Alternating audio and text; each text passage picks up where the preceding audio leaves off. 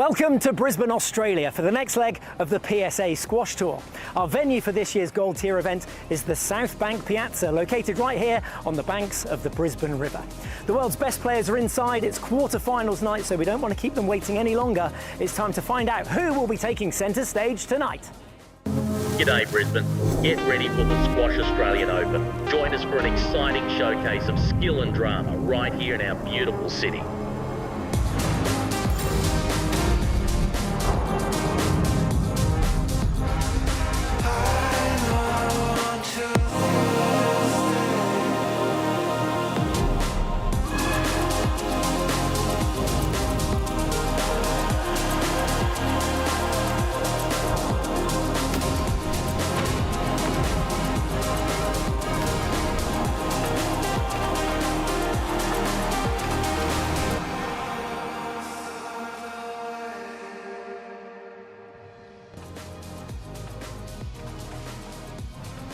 Good evening and welcome along to the Squash Australian Open 2026. It's day 3, quarter-finals night. We're going to be focusing on the top half of the draw at this gold level event, one of 7 gold level events on the PSA Squash Tour. And what a fantastic setting that is as the sun goes down here in Brisbane, Australia. Very good evening to you all. We've got some great guests in the studio with us tonight, Dame Susan Devoy and Lisa Aitken here to guide us through the matches that we've got coming your way. We'll have a look at those very shortly.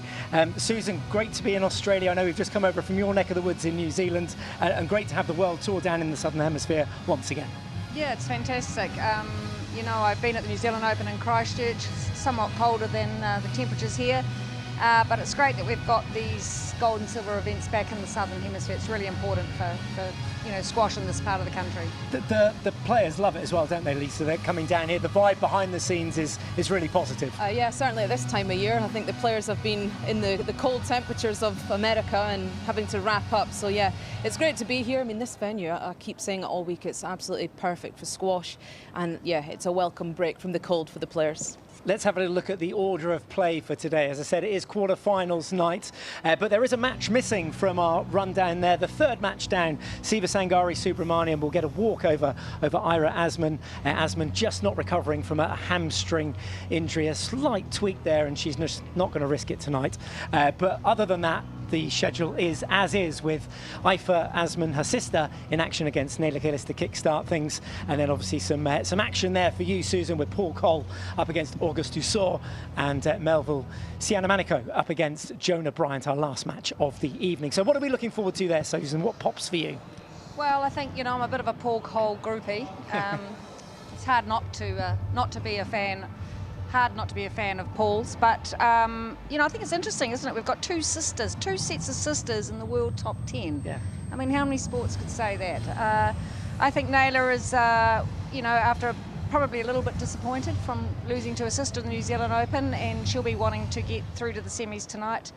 And more importantly, I'm looking forward to the young bucks. You know, at the end of the night, 2 20-year-olds that are probably going to be the future of squash.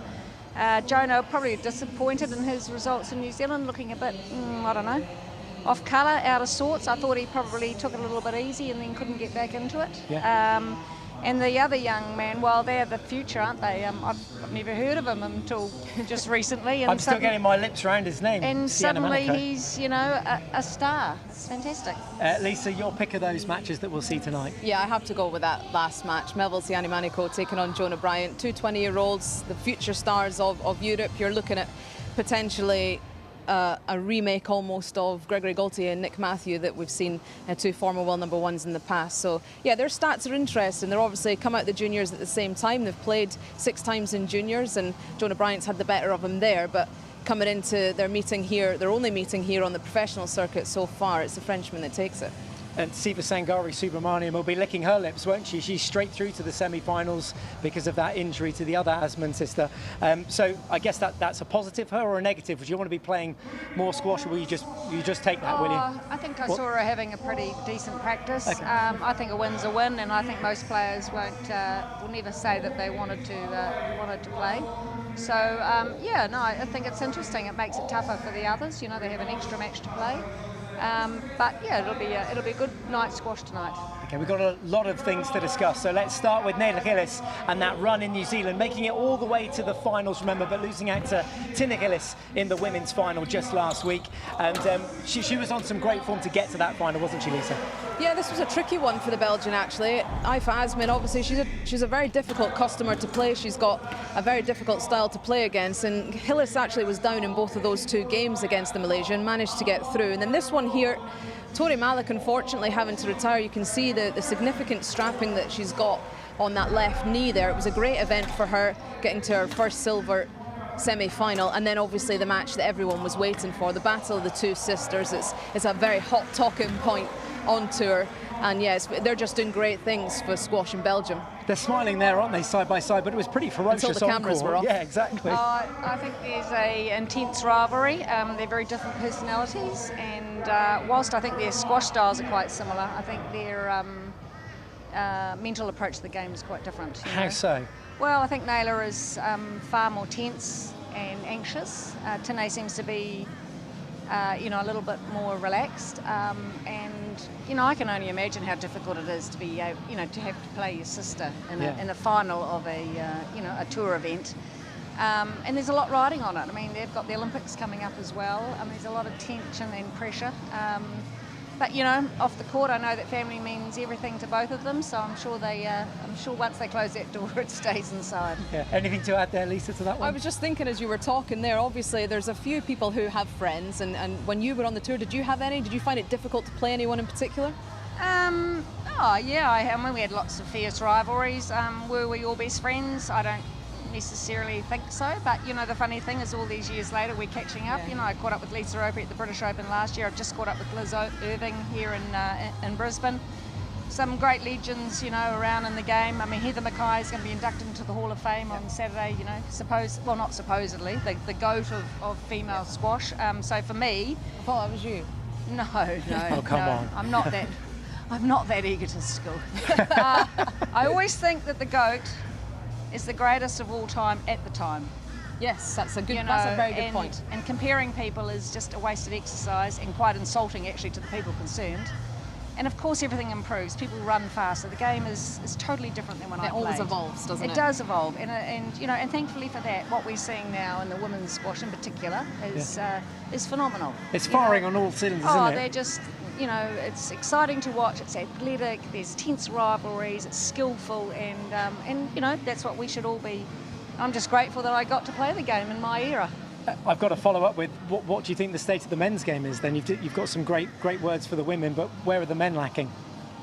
Well, I mean, it's just a different game. I mean, I always say that women's sport's not a mini version of men's sport, it's women's sport. But, there's a... But it's not as exciting to watch, the women's stuff on the tour. Well, it's as boring as batshit sometimes, isn't it? I mean, you have to sit there for a long time, and no disrespect to certain people, but, I just think, when the women play now, you don't know who's going to win.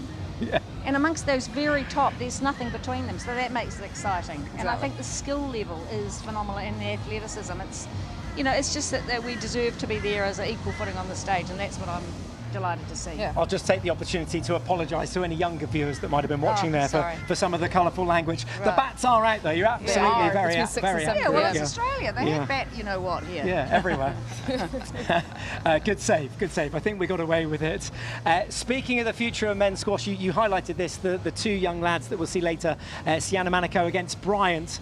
Let's start with Siana Manako. He had a great run in Texas. He beat Mohamed El Shibagi. He beat Karim Gawad. Tell us more about this, Lisa. Yeah, he did. He faced Nur Zaman, actually, which is up and coming in his first round. He got through that 3-1. He's lost him in the past. It was technically a good win for him. Coming up against Mohamed El Shibagi is not easy. You don't know which version you're going to get. He's been #1 world champion. He's won it all. And to get over the line against him is incredible. I don't know if he was dipping in and out of injury, concentration, whatever, but he wasn't 100%. But this match, Karim Abdel Gawad was 100%, and he actually played not bad. It was all credit to Siani Maniko. He came out with a plan. We see a lot of the junior players or the younger players coming up against these former world #1s, former champions, and just having a go. But Siani Maniko had a go with a plan. And it was game plan A, game plan B, and he was very, very organised, his shot selection, his tactics, and he knew what he was doing, and that's why it was 3-love. What do you make of these youngsters? I know that you didn't necessarily know as much about the Frenchman. I watched it on Squash TV. Yes, I think sometimes you just need a breakthrough. Yeah. You know, like it can be incredibly demoralising if you're putting in all the effort and you're not getting the results. And I think for this young man, he will probably get a lot of self-belief out of that. And that's, you know, because it is brutal and cutthroat on the tour. And to get that cut through, and I mean, so important for your rankings. And he'll come here with a real sense of confidence that he hasn't had before. And anything just to add to wrap on this rival that we're going to see this evening? What are you expecting from the Frenchman from what you've seen this week?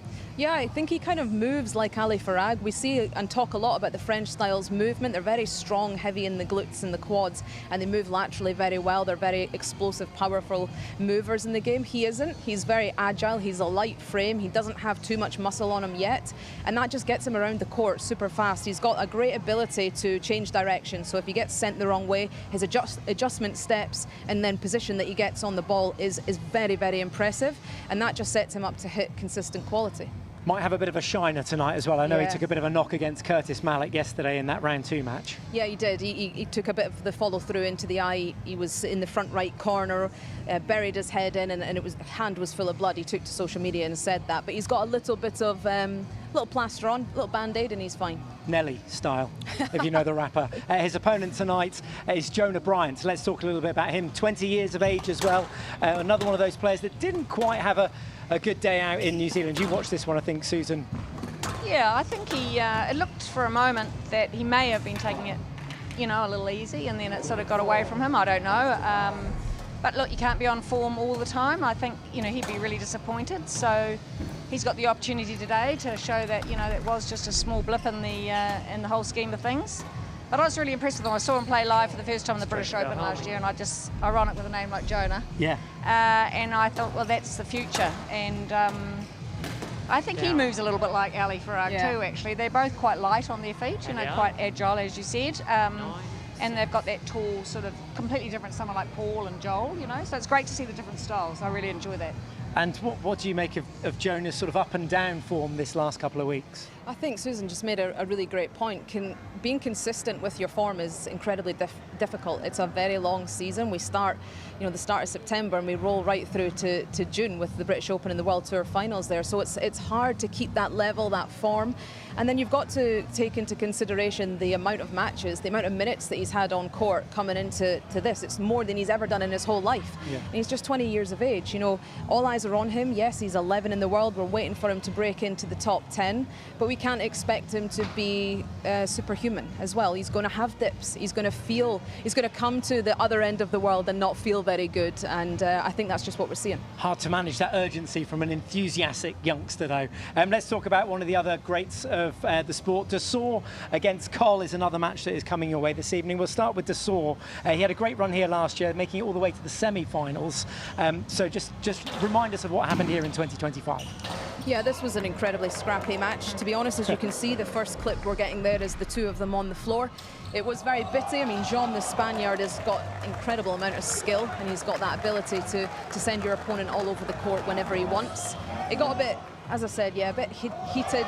The referee was involved. There was obviously not much sportsmanship going on in the end there. And here we are tied at 2-2 with the match ball for Dessau, and he got it over the line in the end. And as you would expect, big celebrations. This was then obviously in the semi-final, the next match for Dessau up against Karim Abdelgawad, who then went on to win the tournament. So it was a very different situation for him today. It was all about the squash. The squash won that day, and that was a great learning opportunity for him. Susan, have you had much chance to have a study of this Frenchman? I know you're going to be rooting for Paul tonight. We know where your cards are. Funny enough, I met August at Borja Golan's academy a couple of years ago when I had just finished walking the French Camino. Oh, wow. Wow. And I was with a young Kiwi who was training there. He had no idea who I was. And some of the questions were really funny, like, you're from New Zealand, and do you play squash? So he was about to head down under for the world team. So I gave him a $10 New Zealand note and said, I'll shout you a drink if you manage to win a game. But I think Paul will be too strong. I mean, I think it must be, you know, mentally hard to go on to face someone like Paul Coll, knowing that even if Paul's not playing well, it's going to be a very tough battle. And so I think that mental stuff, you'd have to really on top of your game. What can he get out of tonight's experience against Paul Cole? I think what we've seen with Dussard is he hasn't won a lot of matches recently. So the season started, as I said, in September. He didn't play an event until November in Hong Kong, the silver event there. He then went on to play Hong Kong, the platinum event, and then and he didn't win any matches there. So he was coming back from injury. He then came up against Mohamed El Shabagi, Paul Cole, and Ali Abu Elanin in the next 3 platinum events. So they're very difficult opponents to come up against. But what we've seen here is he's finally got 2 wins in the bank. So he's obviously growing in confidence. He's over that injury and he's here to play. Let's talk Paul Cole next, and here's his run in New Zealand just last week, going on to lift the title there, and he's looking to back it up here. There's no Mustafa Asal, remember, none of the big names. It's a really good opportunity for Paul Cole to win back-to-back titles here in New Zealand and Australia. Great run of form, Susan, in your home country just last week. Yeah, he always seems to rise to the occasion. He's got a great support base, you know, and it's a fantastic event. How much does that gee him on? Because I know when he comes to London, he has that same sort of base of fans. You've travelled to the Optasia. Yeah, well, we've got he's got his own fan base. As I said, it's hard not to be a fan of Paul's because he's a great person on and off the court. I think he was lucky. Mohamed Zakaria was, you know, that game with Joel in the semi-finals, 2 hours. You know, even though you prepare for that, it certainly took it out of him. You could tell in the second and third set. So it will be a different story, I think, if he was, you know, fresh. So. But yeah, no, Paul does, you know, and look, we need it. That's what promotes the sport in our country, you know, and he didn't win last year when he came to the Australian Open, so I'm sure he's got his sights set on winning the Australian Open as well. Yeah, lost in the final to Gawad last year. So Paul Cole this year, can he go on and deliver the goods? Yeah, I certainly believe that he can. I mean, looking at that graphic that we just saw there, just dropping 1 game, it's the sort of form that we saw when he won that first British Open, and I think it's really encouraging signs. He's obviously been that one that everyone's been waiting to really challenge Mustafa Asal, with Diego Elias being out injured and Joel Macon struggling with his body as well. And I think he's getting there. There's a plan there in place, and I think his performances they're coming on. Okay, thanks very much for your insight and expert views. We're going to just take a little break here on the squash. We'll come back to the quarterfinals shortly. I got to chat with the CEO of Squash Australia in the week. Robert Donoghue had this to say to us.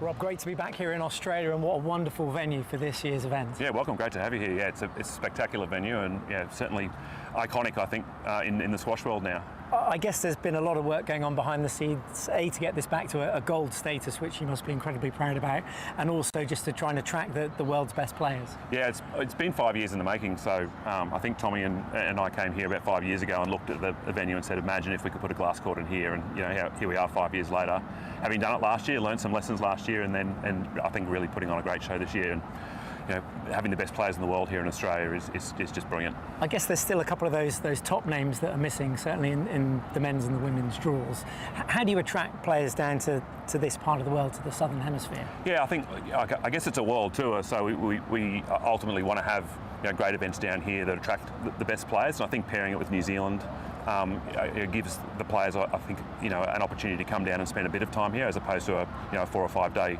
turnaround and then having to go back to Europe. So I think the more tournaments we can build down here, I think if we can you know, pair it with some more tournaments in Asia as well, and really make it, I guess, a couple of weeks where the whole tour can move to this part of the world and make it really, you know, viable and exciting for the players to come down here. And so what's the state of Australian squash at the moment? I guess, again, if you can attract those top-tier players, that's also going to improve the level of squash within the Australian community. Yeah, look, we had a golden generation, you know, up until, you know, the 2018 Commonwealth Games here on the Gold Coast. But eventually, you know, they were going to retire, and so, you know, we spent, again, the last sort of 4 or 5 years really working hard on making sure that next generation are coming through. Obviously, Jenny, she was the first decision that we made when I came into this role, is to make sure that we had a full-time national pathways coach who was able to, you know, nurture that talent through. We're starting to see the fruits of that labour. Like Maddie is one of our, you know, first juniors that have graduated out and now, you know, onto the tour and working hard, I guess, to now progress to the level that she needs to really be able to compete. But yeah, I think there's, you know, with the Olympics coming up, and obviously with, you know, the potential of Brisbane 2032, you know, real excitement from kids to be a squash Olympian, and that real aspiration, I think, there now. Yeah, talk to us a bit more about that bid and where you are in that process, just for our fans back home. Yeah, so I mean, having it here in this venue gives us an opportunity to show Brisbane 32 what a squash event could look like here in the Olympic City. It is a proposed venue. 3x3 basketball was a sport that they were proposing for this venue here. So, you know, it's a really great opportunity for them to actually see what the event can look like in the Olympic City, in a potential Olympic venue. And yeah, that was part of the strategy of bringing the event here to Brisbane. So my understanding is you're sort of partway through that bid now. What still needs to happen for squash to make it to its second Olympic Games? Yeah, well, as we understand it, midway through this year, they'll make a decision on what sports will be included, and that'll be proposed to the IOC. So, you know, we just keep talking to them and keep providing whatever information we possibly can to make them, you know, or to help them make a decision on that. Clearly, you know, Australia loves their sport, and there's plenty of sports in Australia who want to be included in the Brisbane Olympics, in the home Olympics. So, you know, we're up against some stiff competition, but I think, you know, the things that we're doing here, I think the uniqueness of the glass court is really appealing to them. So, you know, fingers crossed it all goes well, and, you know, midway through the year, we're announcing our second Olympics. Amazing. Fingers crossed. You've got our vote. Brilliant. Thanks very much, Rob. Thanks for coming. Cheers. Yeah, great to chat with Rob there, and just saw a bat in the distance there, Susan. Dame Susan Devoy and Paul Hornsby join us in the studio. Let's just have a little chat about what Rob was talking about there, and a bit about the Olympics, and a bit about trying to grow the sport within the country. It's pretty exciting to be down here, but how hard is it to grow a sport in this neck of the woods? Oh, Australia faces exactly the same challenges that we do in New Zealand. Is that, you know, we have plenty of juniors coming through, but you know, we're so geographically isolated that, you know, it doesn't matter how hard you train if you're not exposed to good competition all the time, which is what you get if you're based in America or Europe or Asia. It's incredibly difficult. And also, you know, we're in New Zealand, we're affected by the funding. Squash is not in the Com Games, that reduced our funding. You know, we've got the Olympics coming up, so, you know, that could change the whole dynamic for us as a country if Paul or Joelle, you know, managed to podium at that. So, yeah, I mean, we live in hope. It's not an easy task to grow a sport that's been a little bit in the doldrums, but, you know, we've certainly got good coaching and people involved, and Paul's coaching in New Zealand, so he's helping the young ones.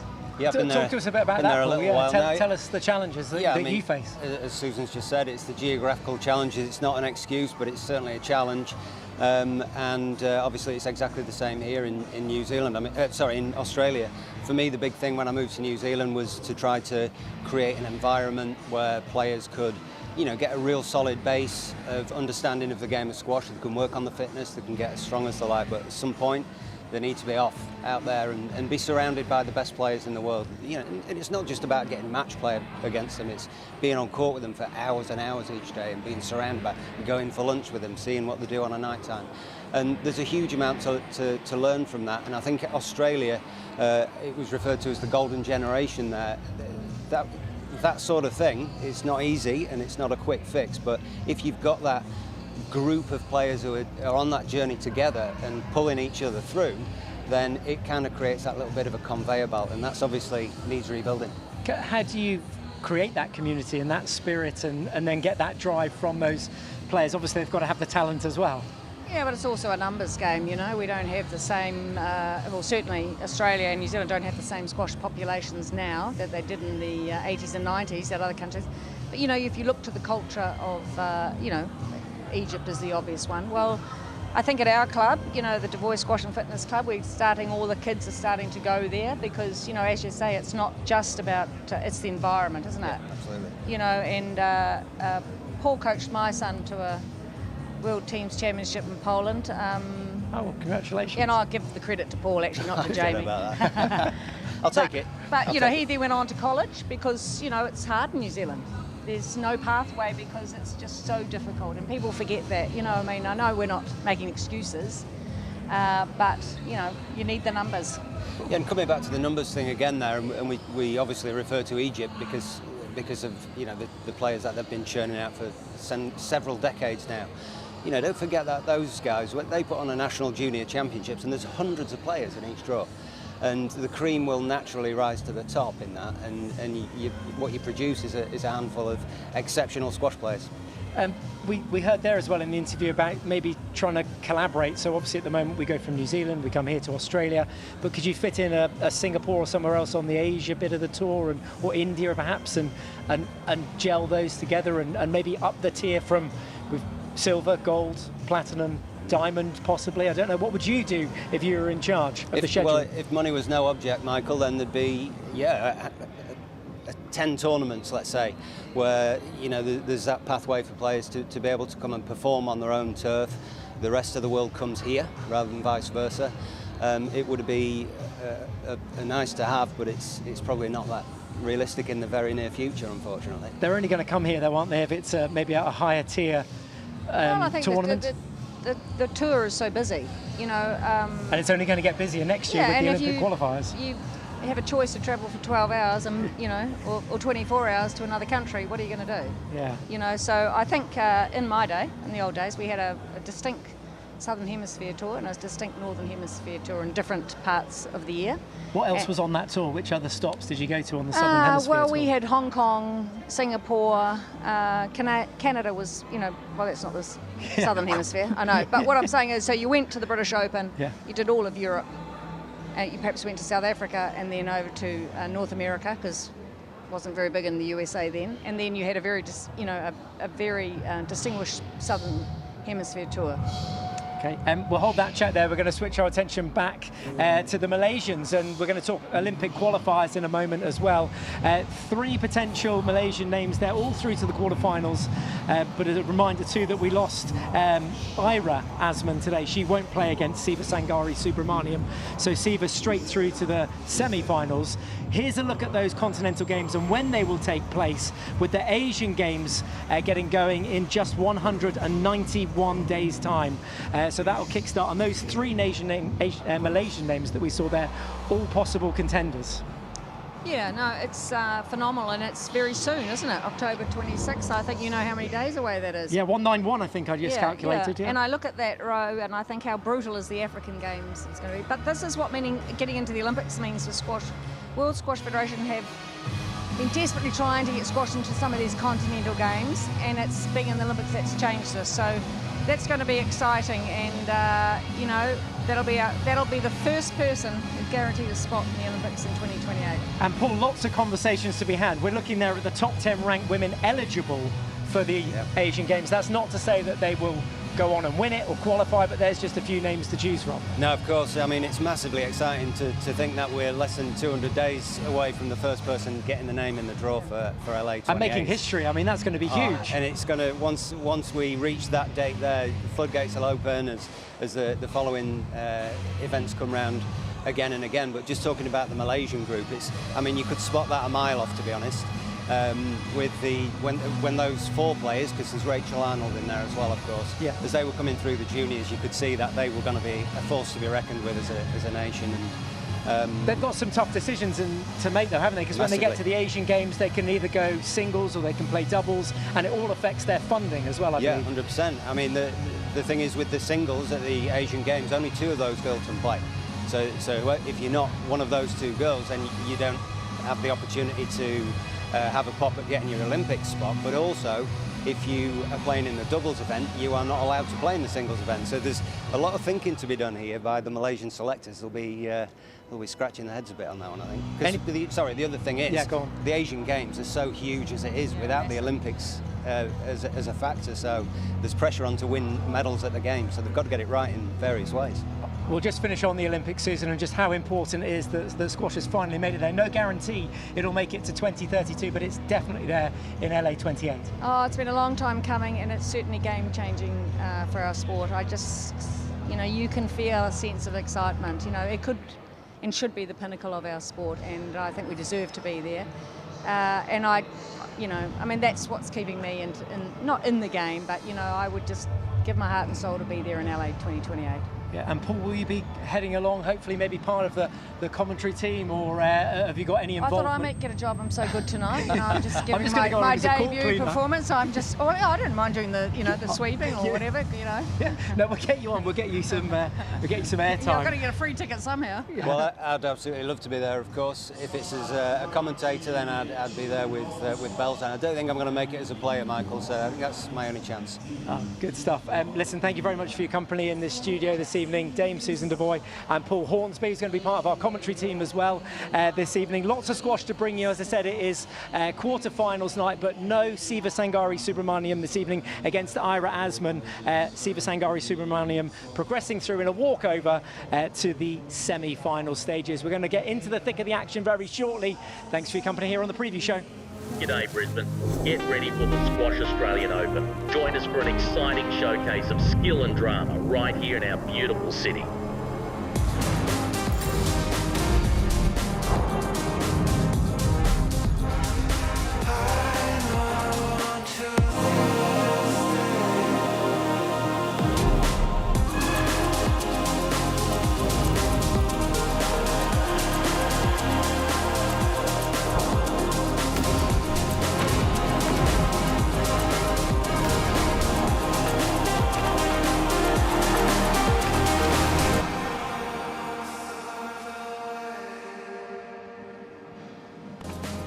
Good evening and welcome along to day 3 quarter-finals night here